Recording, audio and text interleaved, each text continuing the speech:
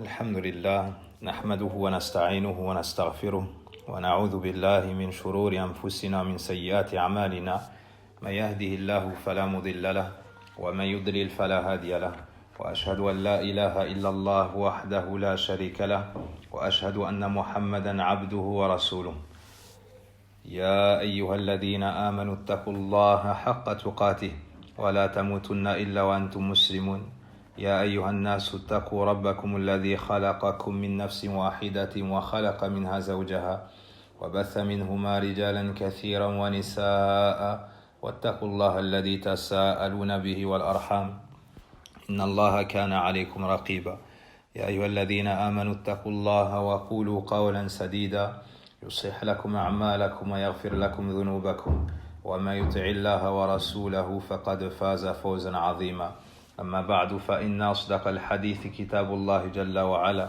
وخير الهدي هدي محمد صلى الله عليه وسلم وشر الأمور محدثاتها وكل محدثة بدعة وكل بدعة ضلالة وكل ضلالة في النار.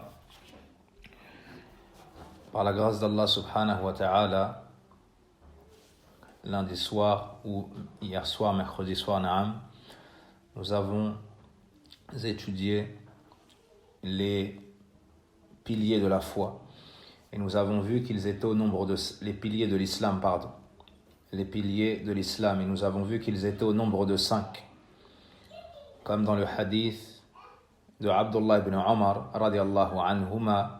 J'ai entendu le messager d'Allah sallallahu alayhi wa sallam dire Buniya al-Islam ala khams, l'islam repose sur 5, c'est-à-dire 5 grandes fondations, 5 piliers. Shahadati an la ilaha illallah, l'attestation qu'il n'y a point de divinité réellement digne d'être adorée si ce n'est Allah. Wa anna Muhammadan Rasulullah, que Muhammad est le messager d'Allah. Nous avons étudié le premier pilier de l'islam. Et nous avons compris que le sens de la ilaha illallah était la ma'bouda bi haqqin illallah. Nulle divinité n'est réellement digne d'être adorée si ce n'est Allah. Et que cette parole comprend 2 piliers. La négation dans la ilaha, l'affirmation dans illallah. La négation de quoi? La négation du droit à l'adoration pour tout autre que Allah. L'affirmation de quoi? L'affirmation que le seul qui mérite d'être adoré est Allah subhanahu wa ta'ala. Nous avons également mentionné les 7 conditions, les choses qu'il nous faut rassembler et avoir afin de pouvoir tirer profit de cette parole, de la prononciation de cette parole, la ilaha illallah, qui est la clé du paradis, la clé de la réussite et de la félicité. Ces 7 conditions sont la science, la certitude, la sincérité, la véracité, l'amour, l'acceptation et la soumission. Nous avons également expliqué le sens de Ashhadu anna Muhammadan Rasulullah, attester que Muhammad est le messager d'Allah. On doit reconnaître que c'est le serviteur et messager d'Allah, il a été envoyé l'ensemble des mondes. C'est un serviteur, on ne l'adore pas, mais c'est le messager d'Allah, on ne le dément pas. On doit accepter l'ensemble de ses dires, savoir que c'est la vérité, y croire. On doit lui obéir dans ses ordres, s'éloigner de ses interdits. Et on doit veiller à n'adorer qu'Allah, et cela qu'à la manière dont nous l'a enseigné notre prophète et messager Muhammad sallallahu alayhi wa sallam. Passons maintenant au second pilier de l'islam. Le prophète sallallahu alayhi wa sallam a cité wa iqamis salah, l'accomplissement de la prière. Ar-ruknu thani, le deuxième pilier de l'islam, le second pilier de l'islam est l'accomplissement de la prière. C'est le pilier le plus important après l'attestation de foi. C'est la preuve de la foi du serviteur. C'est la preuve qu'il adore Allah subhanahu wa ta'ala véritablement et qu'il se soumet à lui, qu'il lui obéit. C'est l'action la plus aimée chez Allah. Lorsque le prophète sallallahu alayhi wa sallam a été questionné par Abdullah qui lui dit Ayyul amali ahabbu ila Allah ta'ala, quelle est l'action la plus aimée auprès d'Allah le Très-Haut? Il lui répondit As-salatu ala waqtiha, le fait de prier à l'heure. Le fait de prier à l'heure. Aussi, C'est l'ordre d'Allah dans son livre, l'ordre du prophète sallallahu alayhi wa sallam dans sa sunnah. Wa aqimis salata li dhikri, wa aqimus salata wa atuz zakah. Accomplis la prière afin de te souvenir de moi. Et accomplissez la prière. Acquittez-vous de la zakat. La prière est la preuve de la foi du serviteur. Le prophète sallallahu alayhi wa sallam nous dit Man hafadha alayha kanat lahu nuran wa burhanan wa najatan yawm al-qiyamah wa man lam yuhafidh alayha lam yakun lahu nurun wala burhanun wala najatun wa kana yawm al-qiyamati ma'a qaruna wa fir'auna wa haman wa ubay ibn khalaf. Il nous dit sallallahu alayhi wa sallam, celui qui la préserve, elle sera pour lui une lumière, une preuve et un salut, une réussite le jour de la résurrection. Quant à celui qui ne la préserve pas, il n'aura pas de lumière, ou elle ne sera pas pour lui une lumière, ni une preuve, ni un salut le jour de la résurrection. Mais il sera plutôt avec Qarun, Fir'aun, Haman et Ubay ibn Khalaf, les têtes de l'égarement à chaque époque. Ce hadith, Ibn Baz rahimahullah ta'ala nous dit qu'il est Hassan. Il est rapporté chez l'imam Ahmed selon Abdullah ibn Amr. La prière est la cause du repentir, c'est la cause pour observer la droiture. Celui qui fait la prière, Allah Azza wa Jal le guidera à arrêter les péchés, à se corriger, à s'améliorer, à se réformer, quel que soit l'égarement dans lequel il était auparavant, quelle que soit la passion qui habitait son cœur, qui attisait ses sens. Allah nous dit dans son livre Inna salata tanha anil fahsha'i wal munkar. Certes, la prière éloigne des turpitudes et des choses blâmables. Plus la personne fera la prière, plus Allah guidera son cœur et l'éloignera du péché. Cette prière, c'est la séparation entre les gens de l'islam et les gens de la mécréance. Le prophète sallallahu alayhi wa sallam nous dit Al-ahdu alladhi baynana wa baynahum as-salah faman tarakaha faqad kafar. La limite qu'il y a entre nous et eux est la prière. Ainsi celui qui la délaisse aura mécru. Ça c'est la parole du prophète sallallahu alayhi wa sallam. Man tarakaha faqad kafar. Qui peut agréer, qui peut supporter que le prophète sallallahu alayhi wa sallam ait qualifié sa personne ainsi? Donc le musulman doit savoir que la prière c'est la chose la plus importante après l'attestation de foi.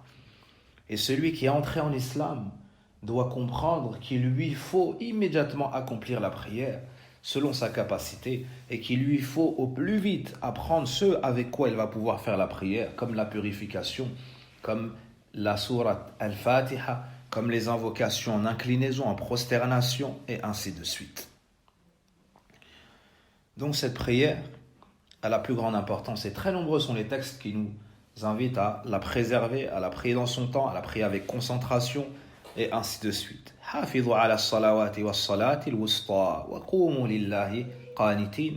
Préservez les prières ainsi que la prière médiane. Cette prière, on se doit de se l'ordonner mutuellement et particulièrement dans nos familles. Wa'mur ahlaka bis-salati wastabir 'alayha. Ordonne à ta famille la prière et sois constant dans celle-ci. Et vous remarquerez, comme l'ont énoncé les savants et on le trouve dans le hadith, que l'ensemble des obligations ont été prescrites au prophète sallallahu alayhi wa sallam alors qu'il se trouvait sur terre. Exception faite de la prière. Allah subhanahu wa ta'ala l'éleva vers lui et lui révéla l'ordre de la prière lors de la nuit du voyage nocturne et de l'ascension. Allah subhanahu wa ta'ala lui a ordonné la salat. Il lui ordonna dans un premier temps 50 prières jusqu'à lui alléger au nombre de 5. Elles sont 5 dans le nombre, mais 50 dans les récompenses. Le second, ou plutôt le troisième pilier de l'islam est az-zakat. Le fait de s'acquitter de la zakat. La zakat, c'est un droit sur l'argent. La zakat, c'est un droit sur l'argent. Et elle est très souvent citée avec la salat dans le Coran. Az-zakat, c'est l'augmentation, c'est la purification. Parce que lorsque la personne sort sa zakat, Allah purifie son âme, purifie son cœur, purifie ses biens et bénit ses biens et sa personne.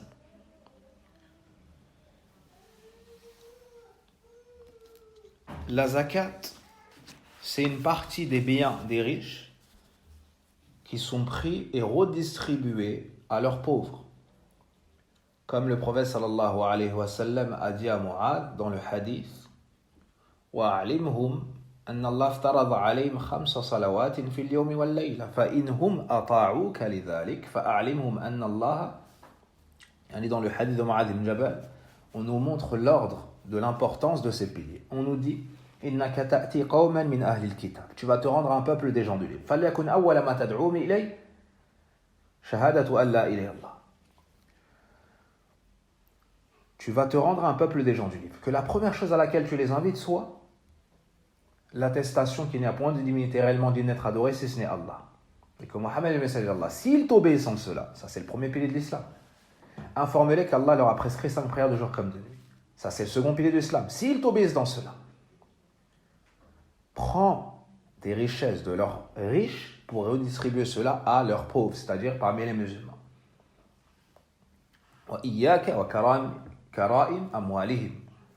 Et prends garde afin de ne pas prendre de leurs richesses les plus précieuses. Sadaqatan tu'khadhu min aghniyaihim faturaddu ila fuqaraihim. Donc c'est 2,5% des biens de la personne. Une somme minime qui ne nuit pas aux riches, mais assez conséquente pour être utile aux pauvres et découle de cette belle adoration. Elles le sont toutes, de grande sagesse et de grands bienfaits. Ça purifie le riche dans ses biens et son argent, augmente la bénédiction dans cela, ça préserve la communauté de certaines maladies comme la haine, comme la jalousie, comme l'envie, comme le vol. Ça concrétise la fraternité et l'amour entre nous. Et ça concourt à préserver les gens de la demande. Ça met à l'abri les gens de la demande, de tendre la main. Comment faire pour savoir si on est concerné par la zakat ou non? Il faut savoir 4 choses. La première, ce qu'on appelle un nisab, c'est-à-dire la somme minimale qu'il nous faut atteindre pour être concerné par ce sujet. Ça correspond à 85 grammes d'or. Il faut donc regarder le cours de la bourse. Supposons que 85 grammes d'or fassent en euros 2500 euros. Le jour où tu atteins 2500 euros, tu notes cette date en prenant le calendrier musulman, c'est-à-dire lunaire, et tu regardes le mois dans lequel tu te trouves. Par exemple, si c'est cette semaine que tu as atteint les 2500 euros, tu vas noter le mois de Sha'ban. Nous sommes entrés dans le mois de Sha'ban, le 8e mois de l'année. Tu vas noter le premier du mois de Sha'ban. La deuxième information à savoir, c'est ce qu'on appelle al-hawl, que ça fasse un an lunaire, une année lunaire. Donc l'année prochaine, au mois de Sha'ban, à condition de ne pas être descendu en dessous de 2500 euros dans notre exemple, tu vas calculer tout ce que tu possèdes. On va supposer que tu avais 2500 euros l'année passée et que cette année, tu en as 5000. La troisième information à savoir, c'est la somme à enlever. C'est 2,5%. Ça revient à diviser par 40. 2,5%. 2,5%. Donc la personne, elle a 5000 euros. Qu'est-ce qu'elle va faire? Elle va faire 5000, ou plutôt elle va sortir 2,5% de ces 5000 euros. Ce qui va lui faire 125 euros s'il fait 5000, divisé par 40. Sa zakat est de 125 euros. Et il fait ça chaque année à la même date, sur la totalité de ce qu'il possède, que ce soit l'argent dans sa main, dans sa poche, qu'il a confié à telle personne, gardé chez telle personne ou mis dans son compte, même ce qu'il a prêté, qu'il est sûr qu'on va lui rendre. Voici la zakat. Le point suivant, c'est qui sont ceux qui sont éligibles à la zakat ou qui sont les ayants droit. Allah nous les mentionne dans dans suratu At-Tawbah. Allah subhanahu wa ta'ala nous les mentionne dans suratu At-Tawbah. Et il nous mentionne 8 catégories de personnes. Il nous mentionne 8 catégories de personnes qui ont le droit à la zakat. Qui ont le droit à la zakat. Tu peux donner à certaines de ces catégories ou à plusieurs de ces catégories ou donner tout à une personne ou diviser ce que tu donnes. Allah nous dit dans Surat At-Tawbah innama as-sadaqatu lil-fuqara'i wal-masakini wal-'amilina 'alayha wal-mu'allafati qulubuhum wa fir-riqabi wal-ghamirina wal-gharimina wa fi sabilillah wa ibnis sabil faridatan min Allah wallahu 'alimun hakim. Donc Allah nous dit l'aumône n'est que pour, plutôt as-sadaqat, les aumônes ne sont que pour les pauvres, les indigents, c'est-à-dire ceux qui sont extrêmement pauvres, ceux qui le sont un peu, et on nous mentionne le reste de la liste. Donc on n'a pas le droit de donner en dehors de ces catégories. Nous n'avons pas le droit de donner la zakat en dehors de ces catégories. On ne peut pas donner par exemple la zakat pour construire une école, et ainsi de suite. Passons maintenant au 4e pilier de l'islam. Le 4e pilier de l'islam est as-siyam, c'est-à-dire le jeûne du mois de Ramadan. Le mois de Ramadan, c'est le 9e mois lunaire. Et nous sommes à un mois de Ramadan, presque un mois de Ramadan. ونسأل الله عز وجل بمنه وكرمه أن يبلغنا رمضان. Demandons à Allah subhanahu wa ta'ala de nous permettre d'atteindre le mois de Ramadan et de l'adorer comme il lui plaira durant ces mois. Allah subhanahu wa ta'ala nous a ordonné le jeûne du mois de Ramadan en l'an 2 de l'Hégire, l'année de la bataille de Badr. Il nous dit dans son livre Ya ayyuhalladhina amanu kutiba alaykumus siyam kama kutiba ala alladhina min qablikum la'allakum tattaqun. Ô vous qui avez cru, il vous a été prescrit le jeûne tout comme il l'a été à ceux qui étaient avant vous, afin que vous atteigniez la piété. Donc le jeûne a été prescrit par Allah Azza wa Jalla à cette communauté. Parmi ce qui nous montre la grandeur du jeûne, c'est que ça a été également prescrit aux communautés avant nous. Et la sagesse du jeûne, c'est d'atteindre la piété. C'est de devenir pieux en faisant ce qu'Allah nous commande et en délaissant ce qu'il nous interdit. Car durant le jeûne, c'est une école, tu t'entraînes à combattre tes passions et tes envies habituelles et tu concrétises l'adoration de l'endurance. Ainsi, en sortant du mois de Ramadan, tu observes cette droiture, cette piété. Avec le jeûne, Allah Azza wa Jal t'efface tes péchés. Il te fait entrer dans son paradis. Le prophète alayhi salatu wassalam nous dit Man sama ramadana imanan wa ihtisaban ghufira lahu ma taqaddama min dhanbi. Celui qui jeûne Ramadan avec foi et espoir se verra pardonner ses péchés passés. C'est le mois du Coran, c'est le mois du jeûne, c'est le mois de la bienfaisance. Le pilier suivant, Al-Rukn al-Khamis, le 5e pilier, c'est Al-Hajj.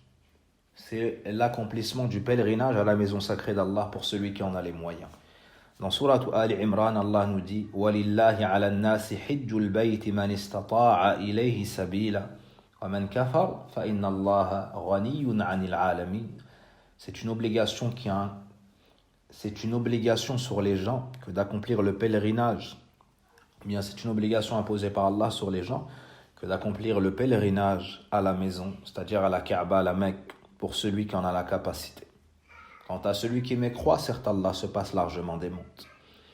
Al-Hajj, le pèlerinage, c'est l'école du Tawhid.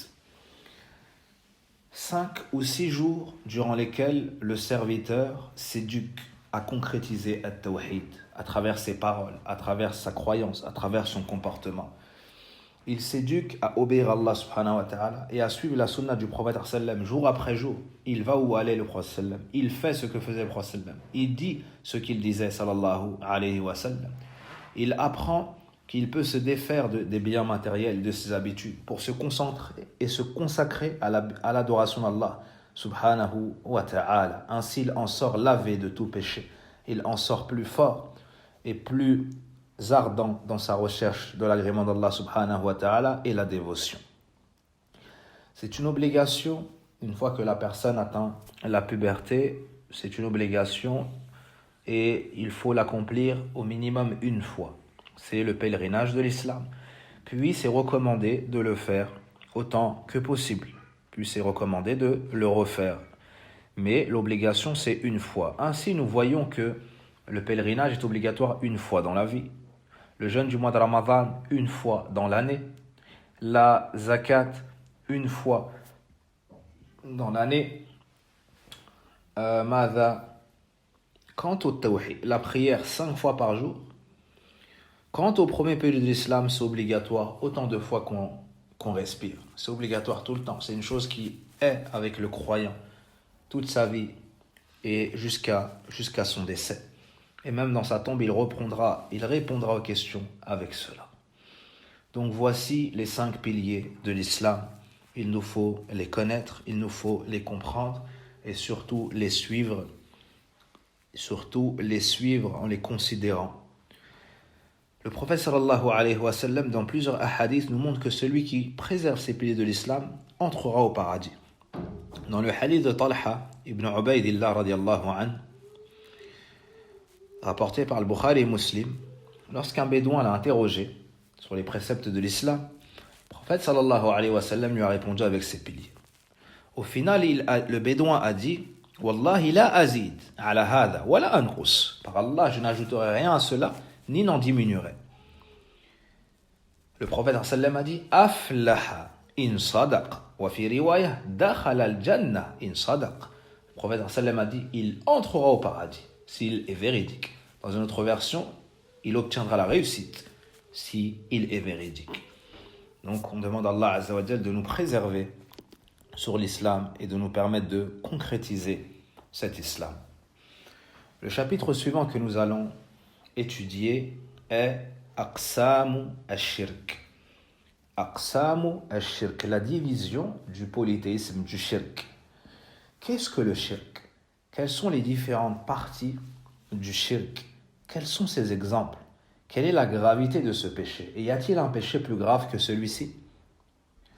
Al-Shirk, mon cher frère, Al-Shirk, le polythéisme, c'est le contraire du tawhid que tu as compris dans l'explication des piliers de la foi, dans la foi en Allah. On a vu que la foi en Allah, c'était le fait de croire en son existence, en son unicité dans la seigneurie comme étant le seul créateur, le seul maître, en son unicité dans l'adoration, on doit adorer que lui, son unicité dans ses noms et ses attributs, on doit affirmer sa perfection absolue et renier toute ressemblance avec ses créatures, ou toute similitude plutôt avec ses créatures. Sache que le shirk, c'est le contraire de ça. C'est le fait de donner un égal à Allah et un semblable à Allah dans une de ces parties du tawhid. C'est le fait de prendre le droit d'Allah subhanahu wa ta'ala et de l'attribuer à autre que lui parmi ses créatures. Le prophète sallallahu alayhi wa sallam a défini le shirk en disant « An taj'ala lillahi niddan wa huwa khalaqak » C'est le fait d'assigner un égal à Allah alors que c'est lui qui t'a créé. Alors que c'est lui qui t'a créé. Le shirk, c'est le pire péché par lequel Allah fut désobéi. C'est le seul péché qu'il ne pardonne pas, si ce n'est avec le repentir. Le shirk vient à l'encontre de l'obligation la plus importante, at-tawhid. Le shirk a comme conséquence que soit il annule le tawhid de la personne, si c'est le polythéisme majeur, soit il diminue sa perfection, si c'est le polythéisme mineur. Il vient entacher la pureté du plus grand bienfait par lequel Allah t'a comblé. Le shirk, celui qui est dedans, il entre en enfer. Celui qui tombe dans le grand, il s'éternise même en enfer. Donc, c'est la pire des injustices. C'est la pire des injustices. Il nous faut donc la comprendre. Il nous faut la connaître. Pourquoi? Pour pouvoir l'éviter. Pourquoi? Pour pouvoir s'en prémunir. Pourquoi? Pour pouvoir avertir les musulmans contre ce mal. Pour pouvoir protéger nos familles en leur transmettant la science. Pour pouvoir protéger nos proches en leur transmettant cette connaissance. Pour pouvoir avertir les musulmans, car on veut le bien pour eux comme on le veut pour nous. Car on craint le mal pour eux comme on craint le mal pour nous. Et il n'y a pas pire mal que celui-ci. Hudhayfa ibn al-Yaman disait: كان الناس يسألون رسول الله صلى الله عليه وسلم عن الخير وكنت أسأله عن الشر مخافة أن يدركني ذلك. Hudhayfa ibn al-Yaman, un compagnon du prophète sallallahu alayhi wa sallam, disait: les gens interrogeaient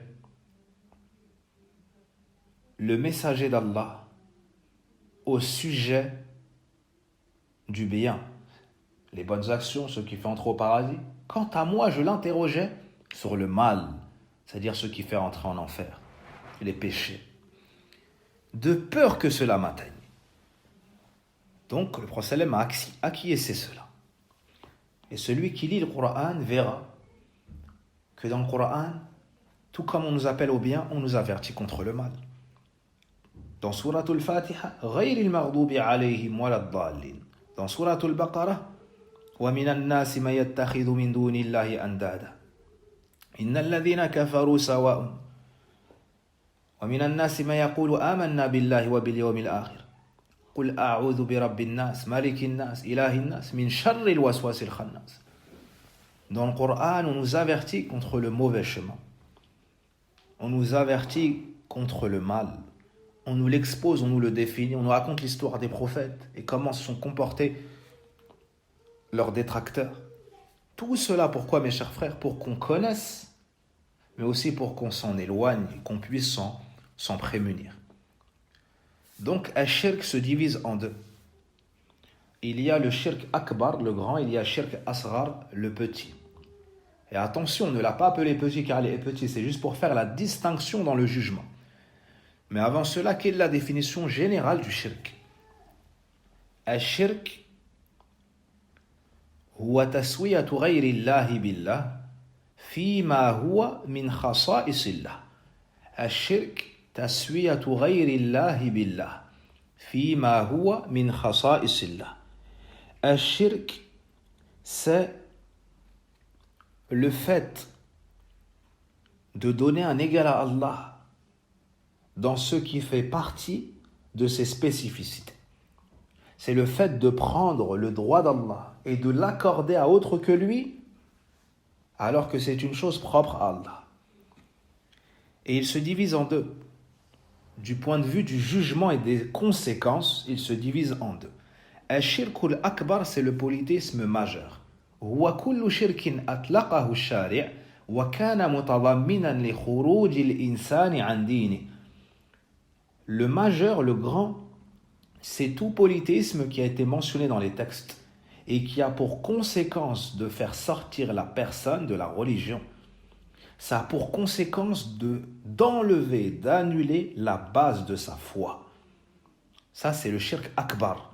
C'est le polythéisme majeur. Quant au shirk asghar, le polythéisme mineur,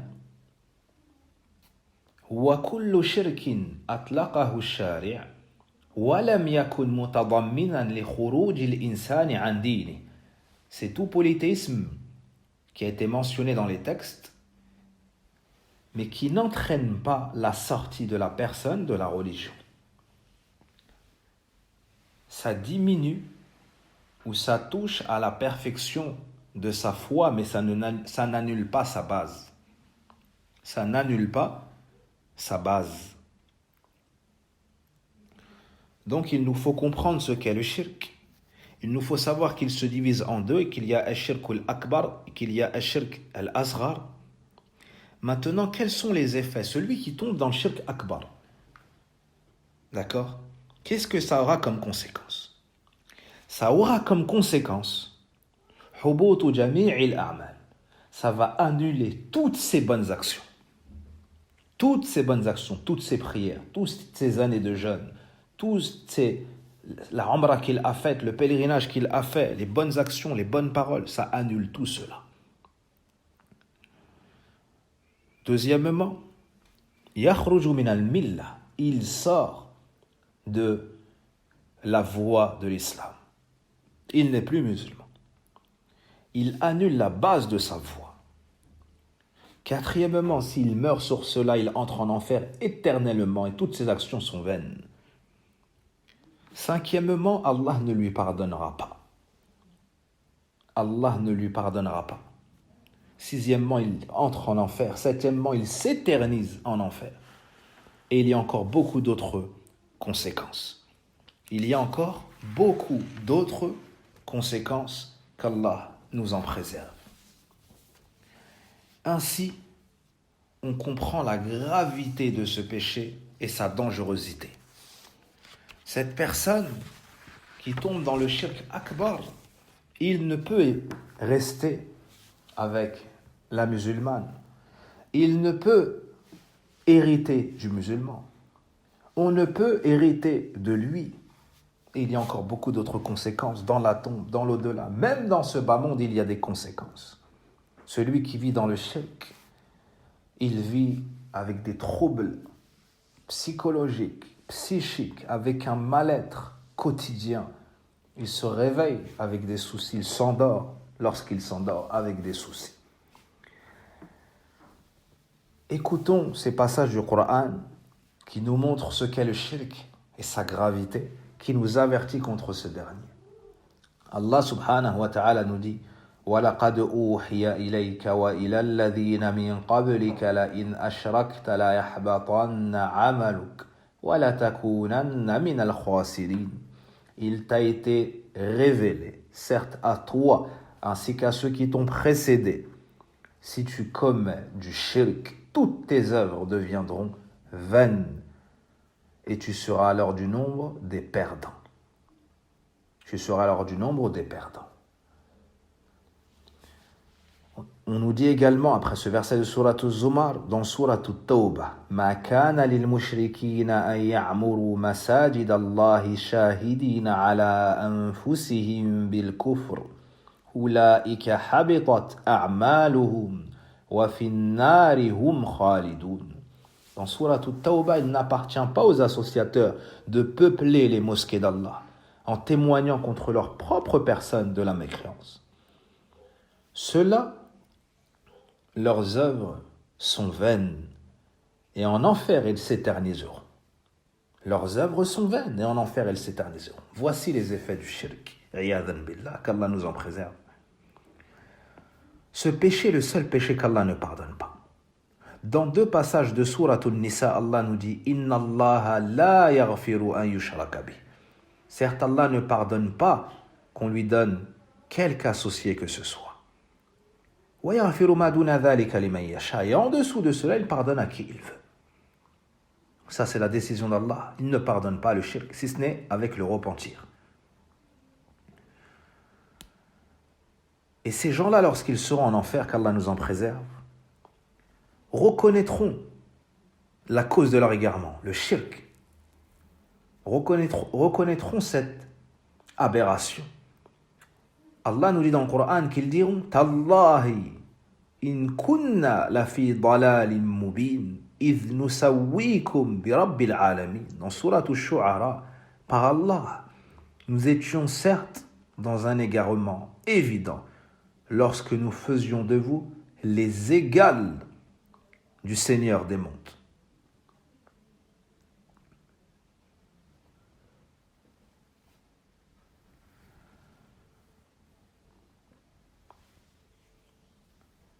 Voyons maintenant des exemples du shirk akbar. C'est la pire injustice. Allah dit dans le Coran Inna shirka la dhulmun azim.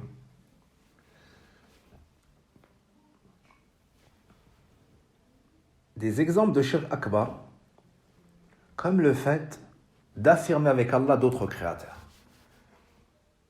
comme le fait de dire que tel wali décide de ce qui se passe dans telle contrée du monde avec Allah. Al-Shirkul Akbar, comme le fait de dire qu'autre qu'Allah peut entendre tout ce qui se passe, tout ce qui se dit, voir et surveiller tout ce qui se fait. Al-Shirkul Akbar, comme le fait de dire qu'autre qu'Allah connaît les choses de l'invisible absolu. Al-Shirkul Akbar, comme le fait de donner l'adoration à un autre qu'Allah, comme le fait de se prosterner pour un autre qu'Allah, comme le fait de sacrifier une bête au nom d'un autre qu'Allah ou pour un autre qu'Allah. Al-Shirkul Akbar, comme le fait de faire le tawaf autour des tombes. Al-Shirkul Akbar, comme le fait d'invoquer les morts. Al-Shirkul Akbar, comme le fait de leur demander l'intercession. Al-Shirkul Akbar, comme le fait de rechercher la guérison du prophète sallallahu alayhi wa sallam, ou d'un mort ou d'un wali. Tout ça entre dans Al-Shirkul Akbar. Passons maintenant au shirk al-asghar, le polythéisme mineur. Le polythéisme mineur, c'est le péché le plus grave après Al-Shirkul Akbar. Il est même pire que tous les grands péchés. Al-Shirkul Asghar, on exagère sur la créature. Al-Shirkul Akbar, on exagère sur la créature, mais sans l'élever au même niveau qu'Allah subhanahu wa ta'ala dans la considération ou dans le cœur. Al-Shirkul al-Asghar, c'est un tandid, mais qui est mineur. On donne un égal à Allah, mais on ne le met pas exactement au même niveau.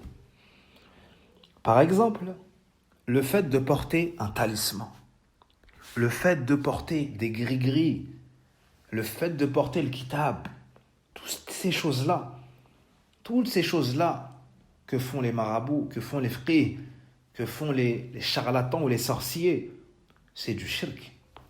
C'est du shirk. Le fait de prendre ces choses-là pour cause, pour obtenir le bien, pour être préservé contre le mal, ou pour remède, c'est du shirk.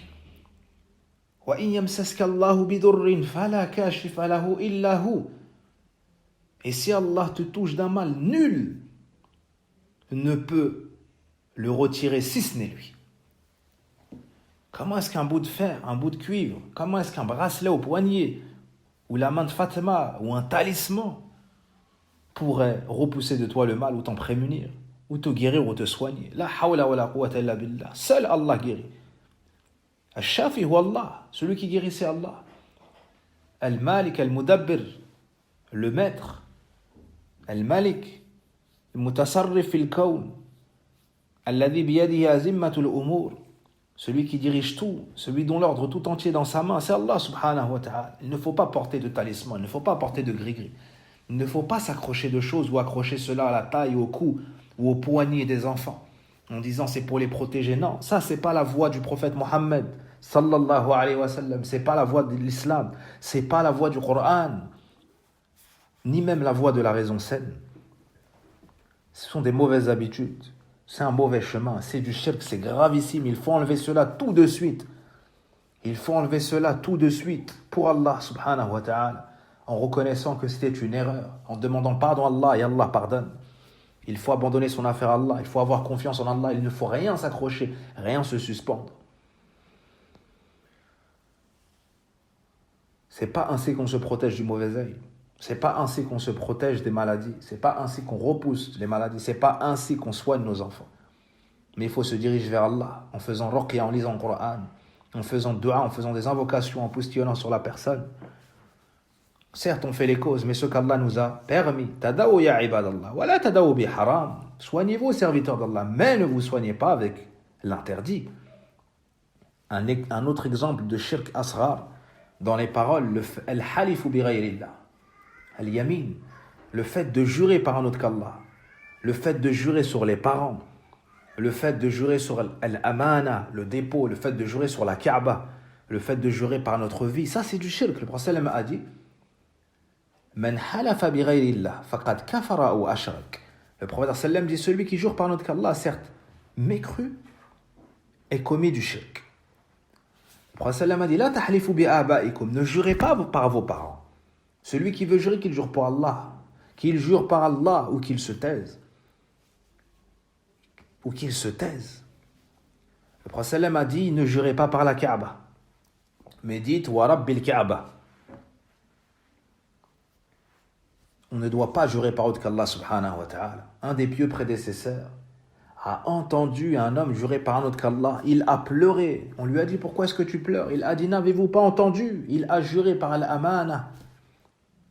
Quand tu jures, c'est-à-dire que tu immensifies le nom de celui que tu vas mentionner. Le musulman, il immensifie par-dessus tout qui? Allah subhanahu wa ta'ala. Allah subhanahu wa ta'ala. Donc il jure par Allah ou il se tait. Et lorsqu'il jure, il est véridique. Le prophète nous a interdit de jurer par autre qu'Allah. Puis il nous dit, celui qui jure, qu'il dise la vérité. Qu'il dise la vérité. Donc on doit se repentir de ça, on doit enseigner ça aux enfants, on doit enseigner ça à la famille. On ne doit jamais jurer par un autre qu'Allah. C'est du shirk. C'est un des pires péchés.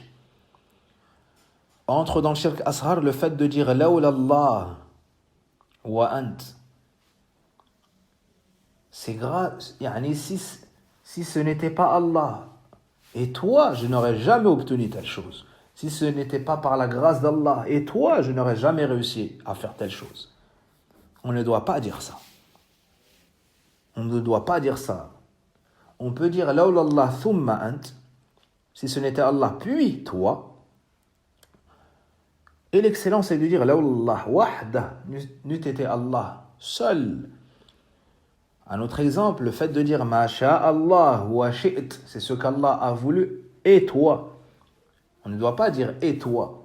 Le prophète a dit ne dites pas ma sha'Allah wa sha' Muhammad, walakin qulu ma sha'Allah thumma wa bal qulu ma sha'Allah wahda. Ne dites pas c'est ce qu'Allah a voulu et Muhammad, mais dites c'est ce qu'Allah seul a voulu. Et dans l'autre hadith, on peut dire ma sha'Allah thumma shi't. Ça c'est permis, c'est ce qu'Allah a voulu, puis toi. Parce que ça montre que la volonté d'Allah est suprême et que celle de la créature, elle suit, elle vient après. Mais l'excellence, c'est de dire ma sha'Allah wahda, comme dans l'autre hadith. Donc on fait attention aux paroles. Toutes les paroles qui amènent à mettre sur la langue un égal à Allah, on s'en éloigne parce que ça contredit la perfection du tawhid. On fait attention au shirk. Après avoir expliqué ce qu'est Ash-Shirkul Akbar avec des exemples, puis Ash-Shirkul Asghar avec des exemples, le troisième point qu'on va étudier ici, c'est Wujub al-Khawfi min ash-Shirk. L'obligation d'avoir peur du shirk. L'obligation d'avoir peur du shirk. C'est une obligation. On doit avoir peur du shirk. Ça, c'est la voie des prophètes. Allah subhanahu wa ta'ala nous dit وَإِذْ قَالَ إِبْرَاهِيمُ رَبِّ اجْعَلْ هَذَا الْبَلَدَ آمِنًا وَاجْنُبْنِي وَبَنِيَّ أَن نَّعْبُدَ الْأَصْنَامَ رَبِّ إِنَّهُنَّ أَضْلَلْنَ كَثِيرًا مِنَ النَّاسِ. Et lorsqu'Ibrahim dit ô mon Seigneur, fais de cet endroit un endroit sécurisé. Et éloigne-moi, moi, ainsi que mes enfants, de l'adoration des idoles. Ô mon Seigneur, elles ont égaré bon nombre de tes serviteurs. Bon nombre parmi les gens. Ici, qui est-ce qui fait cette invocation? C'est Ibrahim alayhi salam, celui qui a concrétisé le tawhid, celui qui a cassé les idoles avec sa main, celui qui a appelé au tawhid, celui qui est le père des prophètes, après lui. Et quelle est la demande? Il demande à Allah de le protéger, il demande à Allah de l'éloigner de l'adoration des idoles, du shirk évident et apparent, à l'image du Bouddha et autres. Ibrahim alayhi salam a eu peur du shirk alors que c'est Ibrahim, Khalilur Rahman. Un des grands savants chez Tabi'in a dit, il s'appelle Ibrahim al-Taymi, وَمَنْ يَأْمَنُ الْبَلَاءَ ba'da Ibrahim. Et qui pourra se sentir à l'abri de l'épreuve après Ibrahim? Ajoutez à cela, pour développer cette peur, qu'il nous faut comprendre en fait que le shirk, soit il annule le plus grand bienfait qu'Allah nous a donné, l'islam, soit il diminue de sa perfection. Soit il annule le tawhid, soit il diminue de sa perfection. Dans tous les cas, c'est grave. Alors on doit en avoir peur, subhanallah.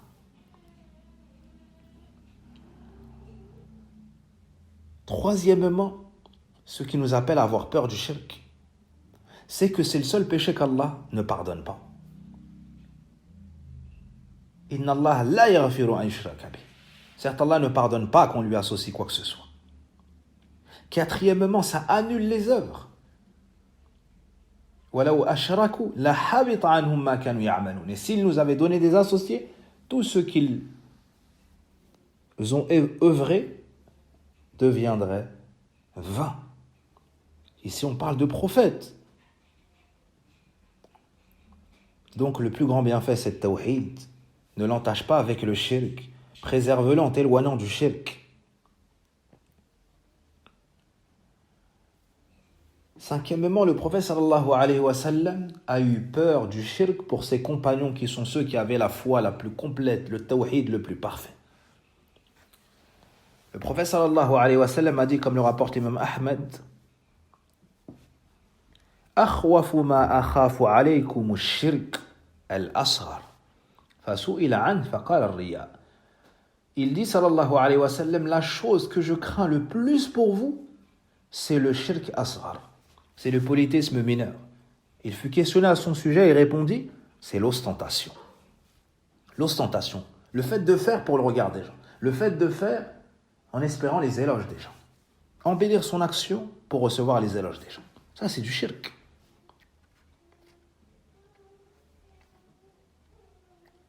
Sixièmement, on a peur du shirk parce que c'est une cause pour entrer en enfer. C'est la plus grande cause qui fait pour entrer en enfer.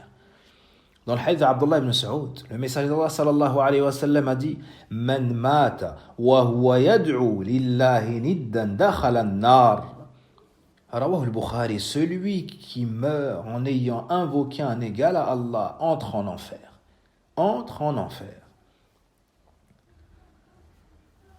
Sixièmement, et méditez sur ce point-là et faites une corrélation entre ce texte-là et la situation actuelle, la situation sanitaire actuelle, dans ce pays et dans d'autres. On a peur du shirk parce que le shirk, c'est une pandémie. On a peur du shirk parce que l'épidémie du shirk n'a pas eu de frontières, c'est une pandémie. Ibrahim alayhi salam, une des causes qui a augmenté sa peur, sa crainte du shirk, est que c'est une pandémie. C'est pour cela qu'il dit Innahunna adlanna kathiran minan nas. Elles ont égaré beaucoup de gens. Et tout naturellement, lorsque la maladie se propage, qu'elle se répand et qu'elle contamine les gens, parce qu'il y a des gens qui appellent à cela et contaminent les autres. Le prophète sallam nous dit ce que je crains le plus pour vous, ce sont les imams égarés ou égareurs. Al-a'immat al-mudillin. Certains appellent au shirk, certains embellissent le shirk, certains propagent les ambiguïtés du shirk. Certains appellent à suivre autre que la voie du prophète sallallahu alayhi wa sallam et la da'wa tawhid. Le musulman, il médite ce texte et il voit qu'Ibrahim a eu peur du shirk. Une des causes, c'est que beaucoup de gens sont tombés dans le shirk. Donc lorsque tu vois qu'une ou deux personnes sont malades, ou 100 personnes ou 1000 personnes sont malades, tu prêtes attention ou pas. Mais lorsque tu entends que chaque jour, il y a 500 malades en plus, 600 malades en plus, 700 malades en plus, qu'au début, il y en avait 10 000, puis 20 000, puis 100 000, puis... À ce moment-là, tu as peur parce que c'est une épidémie, puis ça dépasse les frontières, ça n'est pas dans un seul endroit, une seule région, mais ça se propage d'un endroit à un autre. Et ça se déclare d'une région à une autre, ça devient une pandémie. Alors la crainte est plus grande. La crainte est plus grande. S'il en est ainsi pour les maladies de ce bas monde, comme les virus, comme le coronavirus et autres. Quelle devrait être notre position, quelle doit être notre position face au shirk? Face au shirk qui a plus décimé et qui a plus fait mourir que tout autre virus, toute autre maladie. Car il fait mourir les gens bien qu'ils soient en vie. Il fait mourir les gens et leur corps sert de tombe pour leur cœur. Il fait mourir le cœur. Il fait mourir la vraie vie en prenant autre qu'Allah comme divinité unique. Le serviteur doit avoir peur du shirk parce que beaucoup sont tombés dans le shirk. Ils sont peut-être intelligents, ils sont peut-être de haute classe sociale, mais ils sont tombés dans le shirk, donc on a peur du shirk, on a peur d'être touché par le shirk. Et lorsqu'il y a une épidémie, que font les professionnels? Ils cherchent le remède, ils cherchent les causes, ils cherchent comment fuir la maladie, comment s'en soigner, s'en guérir, comment préserver leur famille, leurs proches, leurs enfants. Alors c'est ce qu'on doit faire pour le shirk. C'est ce qu'on doit faire pour le shirk, c'est la pire maladie. On doit s'en prémunir, on doit l'étudier, on doit s'en éloigner, on doit invoquer Allah qui nous en préserve. On doit chercher les remèdes pour ne pas tomber dedans. Et celui qui est tombé dedans, il doit s'en repentir.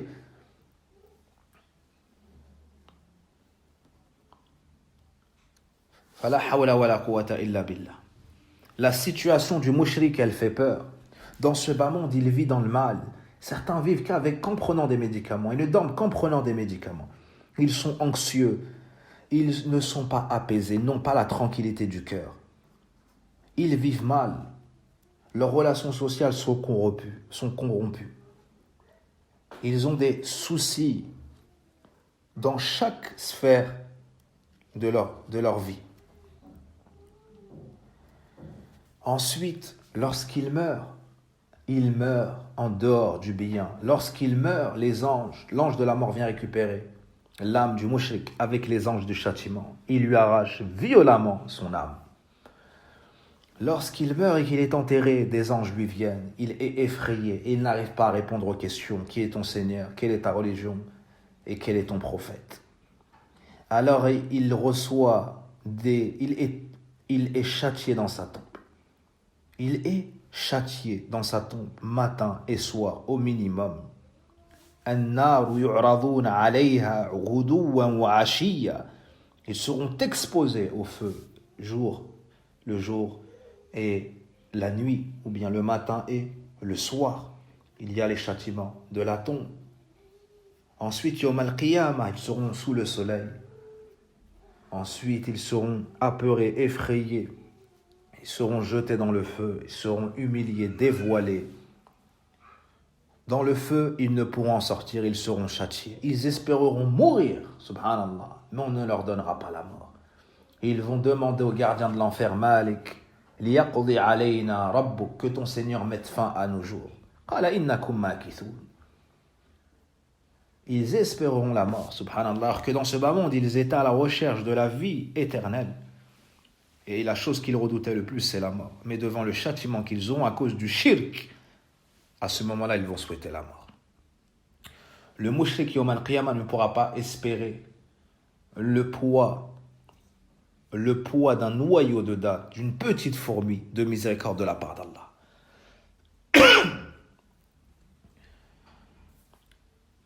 Le mushrik ne peut espérer le pardon d'Allah subhanahu wa ta'ala. Parce qu'il a commis la chose qui l'a exclu de la miséricorde d'Allah. Le shirk. Le shirk. Allah subhanahu wa ta'ala, ou le prophète sallallahu alayhi wa sallam, dans le recueil de l'imam al-Bukhari et le recueil de l'imam Muslim, nous mentionne l'histoire du père de Ibrahim yawm al-Qiyamah. Que la personne soit le fils d'un prophète, le père d'un prophète, l'épouse d'un prophète, le proche d'un prophète. S'il décède sur le shirk, personne ne pourra rien faire pour lui. C'est pour cela que le prophète sallam nous dit que Ibrahim alayhi salam rencontrera son père Azar yawm al-Qiyamah, qu'il y aura sur son visage une noirceur ou bien de la poussière et des mauvaises choses. Il lui dira, aide-moi. Il lui dira, ne t'avais-je pas dit de ne pas me désobéir? Il lui dira, aujourd'hui, je ne te désobéirai pas. Alors Ibrahim alayhi salam s'adressera à Allah. Il s'adressera à Allah et lui dira: m'as-tu pas promis de ne pas m'humilier ce jour? Et quelle humiliation plus forte que de voir son père éloigné, c'est-à-dire en enfer. Alors on lui dira: regarde à tes pieds. Et il verra son père sous forme de hyène. Son père sous forme de hyène.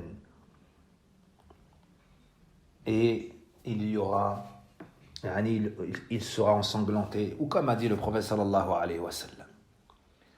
Puis on se saisira de lui par les pattes et il sera jeté en enfer. Allah dit: Ni harramtul jannata al kafirin. J'ai certes interdit le paradis aux mécréants. Donc celui qui meurt dans le shirk, il ne peut espérer entrer au paradis. Il ne peut espérer obtenir de la miséricorde. Subhanallah, le prophète sallallahu alayhi wa sallam a eu peur pour les compagnons qui sont ceux qui avaient la foi la plus forte, le tawhid le plus complet.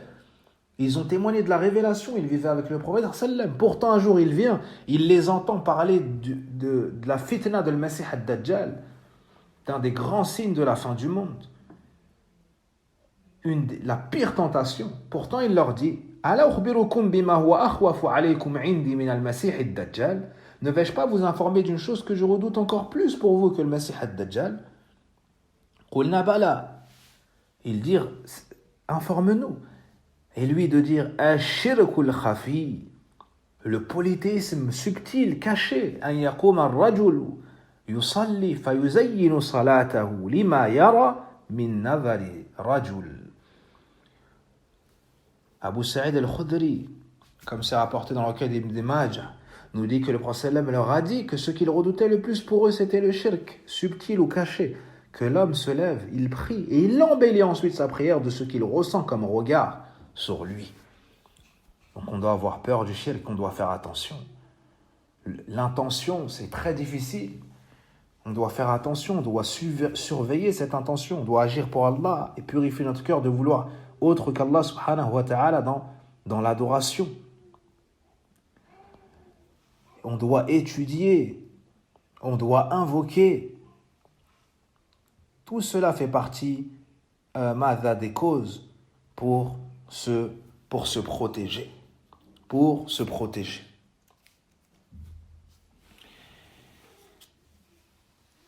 Ces gens-là, alors qu'ils seront en enfer, après avoir vécu dans le shirk, vont demander à Allah subhanahu wa ta'ala la mort. Ils vont demander un répit. Ils vont invoquer les uns contre les autres. Mais la réponse sera fadhuqu alan nazidakum illa adhab. Invoquez, ou plutôt goûtez, et on ne fera qu'augmenter votre châtiment. Les kullin dhi'af, et à chacun on augmentera.